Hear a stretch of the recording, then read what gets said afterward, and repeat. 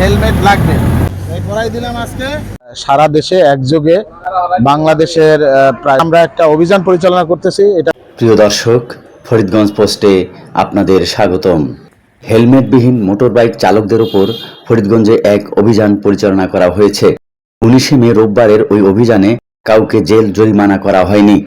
তবে ভবিষ্যতে আইন না মানলে উভয়দণ্ড হতে পারে বলে ওসি সাইদুল ইসলাম জানিয়েছেন। আজকে আর হেলমেট ছাড়া রাস্তায় নামবেন না, ঠিক আছে?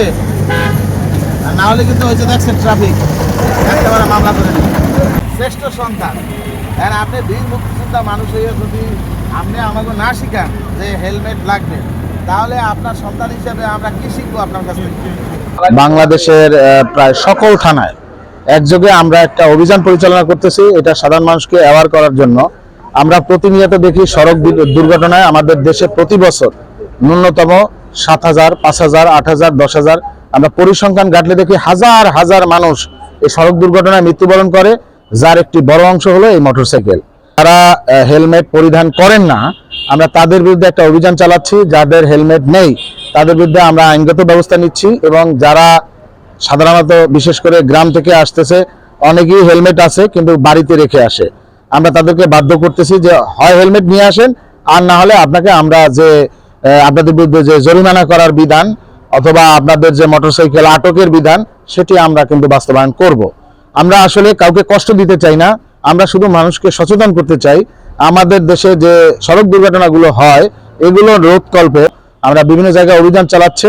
সেই অভিযানের আলোকে আমরা এই ফরিদগঞ্জবাসীকে সচেতন করার জন্য আজকে আমরা আমাদের এই যে সাংবাদিক বন্ধুগণ এবং স্থানীয় সুশীল সমাজের প্রতিনিধি এবং স্থানীয় জনপ্রতিনিধি সহ আমরা আজকে এই অভিযান পরিচালনা করতেছি।